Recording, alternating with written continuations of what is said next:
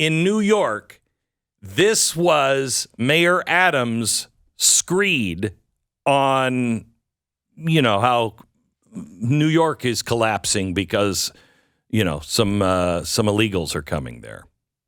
Here it is.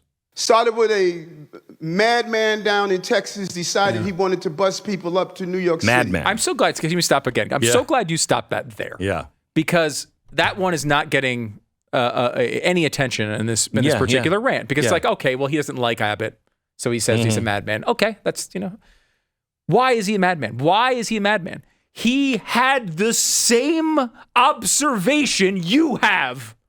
He had the same exact point you have, Eric. He's seeing not 10,000, but millions of people cross his border while he's been governor, and decided out of sheer desperation that Texas won't survive with millions coming in. Right. That's what he. And so let's just say, and I don't believe this, and we're going to try to get an official number from the governor, but I don't believe they're sending 10,000 a month. I don't think the number's even close to that. No, I don't think so. I think they're coming in various different ways. A Biden policy change is a big part of that, which we've discussed before. Fly right in. You can fly right into the city whenever you want, and they have to treat you as if these asylum claims are serious. But forget all that. Like, he has the exact same complaint. They're on the same exact team here. Right, in theory, except that Governor Abbott doesn't have a policy that promises free housing for everyone who shows up and calls himself a sanctuary city. He doesn't call himself a sanctuary state or a sanctuary governor.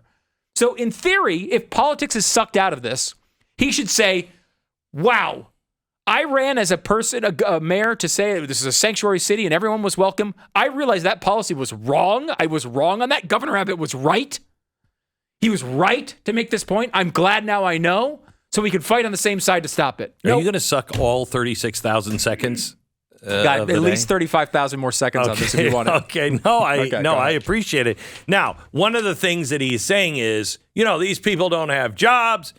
So he's been asking, and so has Hochul, asking for a way to create jobs. You'll be happy to know that President Joe Biden and the Department of Homeland Security has launched a nationwide workforce initiative that will funnel millions of border crossers and illegal aliens in the United States right directly to jobs. Biden's DHS announced yesterday a first-of-its-kind national campaign to make millions of border crosses and illegal aliens who have been released into the U.S. interior aware that they're eligible for work permits to take American jobs. Now, before you say anything, let's look who he is specifically singling out. Specifically, those from Cuba, Haiti, Nicaragua, Venezuela, and Ukraine. Wants them to remember that they're eligible to apply for a work permit. Okay. All right. So we got that going. He is creating good union jobs, and that is great. Okay. Listen, now he's saying, I don't see an ending. I don't see an ending to this. This issue will destroy New York City. Destroy New York City. Racist. We're getting 10,000 migrants a month. Oh, wow. Give me your tired, weak, poor, huddled masses. One time we were just getting Venezuela. Yeah. Now we're getting Ecuador. Oh, okay. Now we're getting Russian-speaking coming through Mexico. Now we're getting Western Africa. Ooh, now we're getting people from all over the globe have made their minds up that they're going to come through the southern part of the border and come into New York City. And everyone is saying it's New York City's problem. Mm-hmm. Yeah. Yeah, it is. Every community in this city is going to be impacted. Yeah. It's 100% your problem. That's weird. Now imagine how Dallas and Houston are impacted. Imagine how San Antonio and Austin have been impacted. Imagine those towns of 5,000 people by the border, how they've been impacted. And everybody just says, okay, well, we're sanctuary cities. I guess let Texas deal with it. No. Every sanctuary city should have busload after busload after busload. You're a sanctuary city. You wanted them. You said you'll protect them. You'll care for them. Take them. and it'll change the second you stop it. It will. Yeah, just change the policy.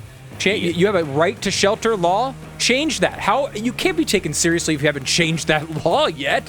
Say you're not a sanctuary city, and we'll send it to the next one. Oh, and by the way, maybe you should speak out or call the president. Here's something else. I am so happy that there are several people, including the AG of Georgia, who has charged all those people who shot a cop, were trying to burn down, what's called Cop City. Charge them with the RICO Act and terrorism. And by the way, this isn't in response to Donald Trump. It's exactly the same charges, except he's doing it legitimately, and he's been working on it for months. It was just released yesterday. Amen. Thank you. Thank you.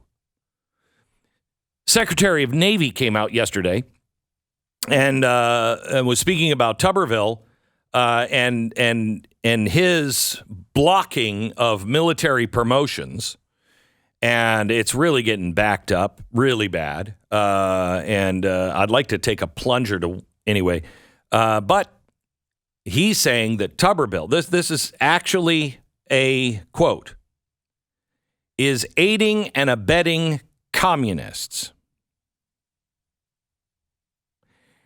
He says he's aiding and abetting communist and other autocratic regimes around the world. Really? It's having a negative impact, and it will continue to have a real negative impact on our combat readiness. Now, I want you to ask yourself, if your number one job is combat readiness, and you see the state of the world, and you're pushing for not more weapons that are effective killing machines, but just suction machines to be able to fly some woman that is having a baby, or to be fair, a man who is pregnant, and have the baby killed. And this is your new policy, which doesn't happen in other agencies. Really? Are we doing that? Are you doing that for everybody, for any kind of problem? I have something I really, it's an elective surgery, and I just want to get plastic surgery. Are you gonna fly me to my doctor and pay for it? So he's saying that the communists and the autocratic regimes, meaning I would assume Russia, are being helped because Tuberville will not say, yeah, I okay the money for the abortion fest. Which one's right and which one's wrong here? Even if you don't agree with the abortion, you're on either side of that, doesn't matter. This Navy secretary is saying our combat readiness is in trouble because of this. Okay, so what do? Do you just keep letting that go? Because that's your primary job. Then you have the IRS. Now, what were we promised in exchange for $80 billion going to the IRS? An additional $80 billion. Why was that such a great idea to give them? Well, because they are going to use that $80 billion to hire new agents and who are going to go after those billionaires who are defrauding the people of the United States. We're going to use those people to go after the rich. Well, the IRS had an auditor stop by, and an audit shows that the agents are still mostly chasing down families and businesses with incomes below $200,000. What's more is the Treasury Inspector General said that the IRS hasn't even expanded auditor training to help these new agents uncover the more sophisticated tricks used by those billionaires. Our analysis, according to the Inspector General, disclosed no significant increase in the number of high-income individual return audits. Now, I find this shocking. I thought for sure the president was telling us the truth. Despite congressional encouragement to examine individual high earners and the former Treasury Secretary's directive, most examinations were not focused on high-income taxpayers. Believe me, as a high-paying taxpayer, I wonder what the odds are that I'm going to be audited. The audit found 75% of audits were on returns showing total positive income of less than $200,000. So why not give these people who have told you the truth every step of the way even more money and more power? Seems like the right thing to do.